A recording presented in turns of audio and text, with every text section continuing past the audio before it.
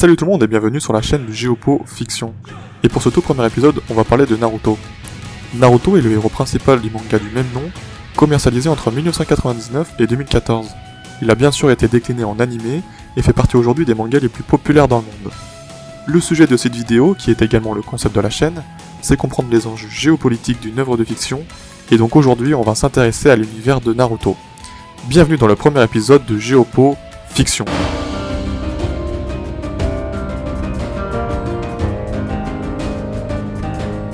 Pour commencer, voici une carte plutôt complète du monde dans lequel se déroule le manga.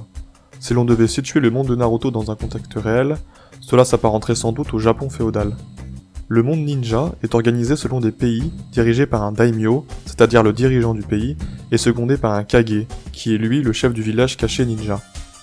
Le terme daimyo désigne les gouverneurs de province régnant sur le Japon sous les ordres du shogun de l'époque Muromachi à celle d'Edo du 14e au 19e siècle. Le kage est généralement le ninja le plus puissant du village. Il est choisi par le daimyo, mais doit malgré tout susciter le respect des autres membres du village. Il existe en effet une hiérarchie parmi les ninjas, et un examen est nécessaire pour accéder à un niveau plus élevé. Les 3 niveaux sont les suivants: Genin, ninja débutant, Chunin, ninja confirmé, et enfin Jonin, ninja d'élite. À cela s'ajoutent les Hanbu, unités spéciales reliées directement au kage. Ils portent tous un nom de code et un masque pour garder leur identité secrète, même aux autres membres de leur propre village. C'est donc bien le village caché ninja qui représente la force militaire d'un pays. Comme le fait remarquer le Hokage 3ème du nom, la puissance d'un pays se mesure à celle de son village, la puissance d'un village à celle de ses ninjas. Parmi ces pays, on distingue les 5 grands pays ninja qui font référence aux 5 éléments. On retrouve donc les pays du feu, de la terre, de la foudre, de l'eau et du vent. Ensuite, des pays militarisés de moins grande envergure jouent un rôle plus ou moins important. Par exemple les pays de la pluie, de la rizière et de l'herbe notamment. Enfin, on retrouve également des pays sans force militaire, qui n'ont que très peu d'influence, comme le pays des vagues par exemple. Pour en revenir à notre état des lieux, des forces en présence, je préfère présenter la situation au début du manga, afin de ne pas vous perdre dans la chronologie des faits. Cette chronologie est complexe, puisque la situation évolue au fil des épisodes, tout en faisant des révélations sur des faits antérieurs à l'histoire. Commençons par le pays du vent. Situé au sud-ouest de la carte, le pays du vent partage ses frontières avec le pays de la pluie et le pays de la rivière. Le pays est très vaste, mais en grande partie désertique. Son village ninja est Suna, village caché du sable, représenté par un sablier. Son kage est le Kazekage 4ème du nom, Rasa. Sa puissance militaire est limitée, malgré la présence de quelques ninjas reconnus pour leur technique de marionnettistes, notamment Sasori des Sables Rouges. Suna tient dans ses rangs une arme majeure, un démon à queue, dit bijou en japonais. Il est détenu par un ninja nommé Gaara, qui n'est autre que le fils du Kazekage. Il est ce que l'on appelle un hôte, Jinchuriki, et possède en lui le démon à une queue, Shukaku. Avant de passer au pays suivant, j'aimerais revenir sur l'importance des démons à queue. En effet, il existe au total 9 démons, chacun portant un nombre de queues différent, leur puissance se rapportant au nombre de queues qu'ils possèdent. Ces démons gigantesques sont considérés comme des armes pour les ninjas, et pour maîtriser cette puissance colossale, leur pouvoir est scellé à l'intérieur d'un ninja, désigné comme un hôte ou Jinchuriki. Ici, Kyuubi, le démon renard à 9 queues, démon le plus puissant, est son hôte Naruto du village de Konoha. Les villages ninjas sont extrêmement intéressés par leur pouvoir, malgré la difficulté qu'il existe à maîtriser cette force. Cela permet d'obtenir un avantage non négligeable vis-à-vis des autres pays, fonctionnant presque comme une arme de dissuasion. Si l'on devait comparer les bijoux à une arme moderne, cela s'apparenterait sûrement à l'arme nucléaire. Intéressons-nous maintenant au pays de la Terre. Situé au nord-ouest de la carte, il partage ses frontières avec les pays de la pluie, de la cascade et de l'herbe. C'est l'un des pays que l'on connaît le moins, mais à part qu'il soit très vaste, et en grande partie constitué de territoires montagneux. Son village ninja est Iwa, village caché de la roche, représenté par 2 pierres imbriquées. Son kage est le Tsuchikage 3ème du nom, Oonoki. En ce qui concerne sa puissance militaire, les ninjas du pays de la Terre sont surtout connus pour leur technique d'automne.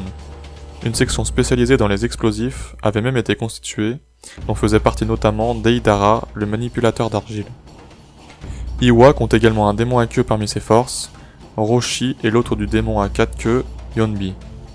Passons maintenant au pays de la foudre. Situé au nord-est de la carte, c'est un pays plutôt isolé puisqu'il partage ses frontières avec aucun autre pays, si ce n'est une frontière maritime avec le pays de l'eau. Son village ninja est Kumo, village caché des nuages, comme le montre leur symbole. Son Kage est le Raikage 4ème du nom, Ei, fils de son prédécesseur. En ce qui concerne leur puissance militaire, les ninjas de Kumo se distinguent par leur utilisation de katana et non pas de kunai comme dans les autres pays, et par leur maîtrise particulière des techniques Raiten. En témoigne Killer Bee, le frère du Raikage, qui se bat avec 7 sabres à la fois. Il est également l'hôte du démon à 8 queues, Hashibi. De plus, Kumo compte également un deuxième Jinchuriki dans son effectif, en la personne de Yugito, hôte du démon à 2 queues, Nibi. Traversons la mer et rejoignons le pays de l'eau. Situé au sud-est de la carte, le pays de l'eau est un archipel constitué de nombreuses îles. Cela le rend accessible uniquement par voie maritime, et étant assez éloigné du continent, il ne prend que très peu part aux affaires politiques et militaires. Son village ninja est Kiri, village caché de la brume, symbolisé par 4 traits représentant cette même nappe de brume. Il est également surnommé village du brouillard sanglant, dû à une politique interne très violente, menée par le Mizukage 4ème du nom, Yagura. Cette violence est représentée par des examens de l'académie, se terminant en combat à mort. Dans ses rangs, de nombreux ninjas redoutés, comme les 7 épéistes de la brume, dont faisait partie Kisame Oshigaki. On y retrouve également des ninjas possédant des techniques héréditaires importantes, ces techniques qui sont accessibles uniquement par lien de parenté, transmises de génération en génération. Concernant les démons à queue, l'actuel 4ème Mizukage est l'hôte du démon à 3 queues, Sanbi. Passons enfin au pays du feu. Situé au centre de la carte, il est également au cœur des événements.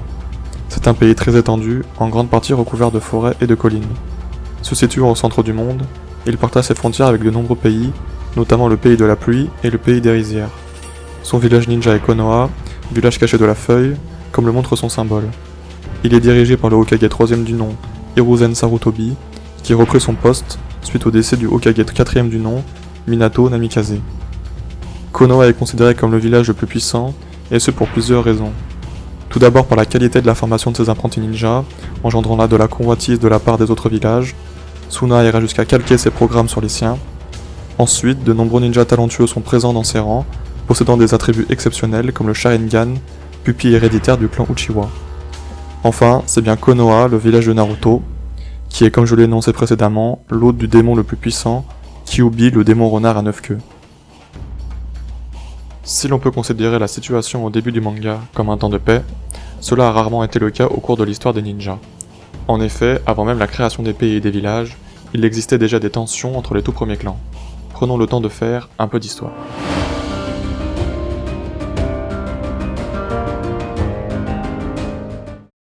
C'est l'ancêtre des ninjas, l'ermite Rikudo, qui découvrit le Ninshu, ce pouvoir si particulier. À la suite de cela, et quelques générations plus tard, 2 clans se créèrent, les Uchiwa d'un côté et les Senju de l'autre. Pendant de nombreuses années, ces 2 clans s'affrontèrent sur la base d'une vision différente du monde. Mais 2 ninjas, un de chaque clan, Hashirama Senju et Madara Uchiwa, réussirent à trouver un terrain d'entente et décidèrent de faire la paix. Ils signèrent un accord avec le daimyo du pays du feu de l'époque, afin de créer le tout premier village ninja. Hashirama devint le premier Hokage et Madara son bras droit.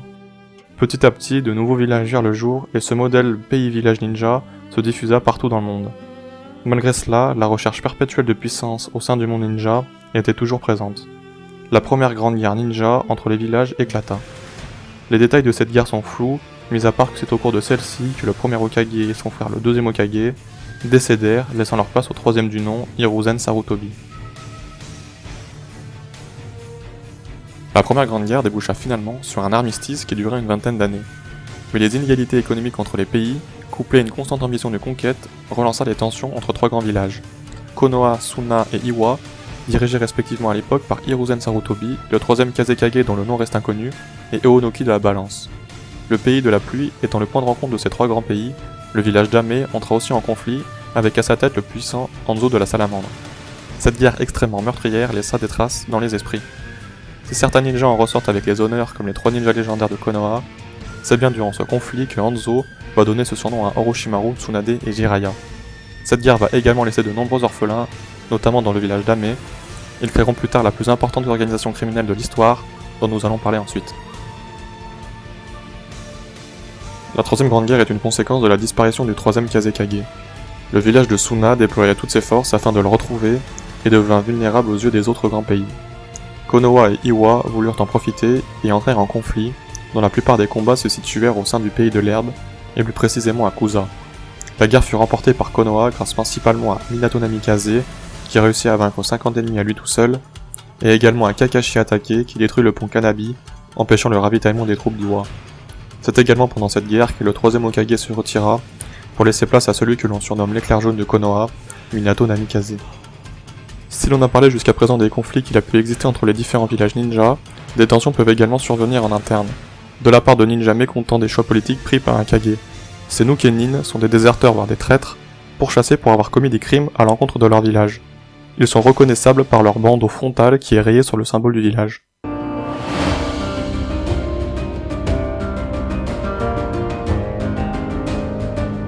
Orochimaru était considéré comme le plus talentueux des 3 ninjas légendaires de Konoha. Son sensei, le Hokage 3e du nom, l'avait choisi pour lui succéder à la tête du village. Au-delà de cette ambition, Orochimaru était à la recherche constante de connaissances. Son but était de maîtriser toutes les techniques ninja et surtout de devenir immortel. Mais le Hokage découvrit ses recherches ainsi que ses expériences. Il décida de le bannir du village, le considérant comme un Nukenin. Orochimaru se réfugia au pays des rizières afin de réunir des ninjas à sa cause et créer Oto, le village caché du son. Afin de prendre sa revanche sur son ancien village, il s'allia avec Suna et profita de l'examen Chunin pour s'infiltrer dans Konoha. Se faisant passer pour le Kazekage qu'il avait assassiné, il réussit à défier le Hokage en personne. Au terme d'un combat spectaculaire, le Hokage perdit la vie, mais força Orochimaru à battre en retraite. Le village de Suna réalisa rapidement la trahison d'Orochimaru et fit la paix à nouveau avec Konoha et son nouvel Hokage Tsunade. Laissé orphelin et meurtri par la deuxième grande guerre ninja, 3 jeunes ninjas du village d'Ame, Yaiko, Nagato et Konan, étaient déterminés à amener la paix au pays de la pluie. Leur démarche était d'apporter cette paix si précieuse par le dialogue, et non par la force. L'Akatsuki signifiant aube en japonais, vit le jour. Leur organisation prit de l'ampleur, et Hanzo, le chef du village d'Ame, accepta d'entamer des négociations avec eux. Mais ce dernier les trahit, et au cours du combat les opposant, Yaiko, le leader de l'Akatsuki, se fit tuer par Hanzo. Cet événement changea la donne dans l'esprit de Nagato, qui après l'assassinat de Hanzo prit les rênes de l'organisation et du village d'Ame. Après la troisième grande guerre ninja, et sous l'impulsion d'un nouveau membre, Tobi, l'Akatsuki devint un groupe de mercenaires. Nagato pensait apporter la paix en choquant le monde de manière inédite. La souffrance engendrée par un acte de violence sans précédent serait le déclencheur d'une prise de conscience globale. Pour cela, le plan de l'Akatsuki s'établit en 3 étapes. 1. Le rassemblement de Nukenin puissants au sein de l'organisation. Deidara du village d'Iwa, Sasori du village de Suna, Itachi Uchiwa du village de Konoha ou encore Kisame Oshigaki du village de Kiri. 2. Lever des fonds pour subvenir aux besoins de l'Akatsuki. Pour se forger une réputation, ils acceptaient toute mission à bas prix et montaient les villages les uns contre les autres pour créer eux-mêmes la demande et ainsi avoir le monopole du marché de la guerre. Une fois devenu le plus puissant groupe guerrier du monde ninja, il leur serait facile d'assujettir les nations par le chantage. 3. La capture des bijoux. Pour ce faire, les membres partent par groupe de 2 aux 4 coins du monde, retrouver les hôtes, les capturer vivants, puis extraire le démon de leur corps. Seul Sanbi se trouvait à l'état sauvage au moment de sa capture. L'Akatsuki se rapproche de la définition moderne de terrorisme, de par son organisation, ses objectifs et sa stratégie. C'est au cours de cette quête des bijoux que Nagato, aussi connu sous le pseudonyme de Pain, lança la plus grande offensive terroriste de l'histoire en détruisant la totalité du village de Konoha.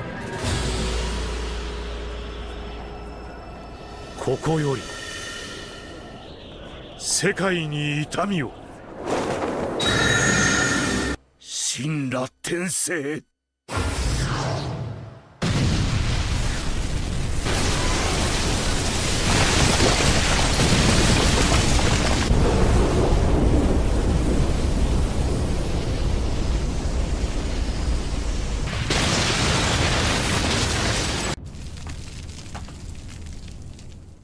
C'est la fin de cette vidéo, j'espère qu'elle vous aura plu, et bien si c'est le cas, n'hésitez pas à liker, à commenter et à partager.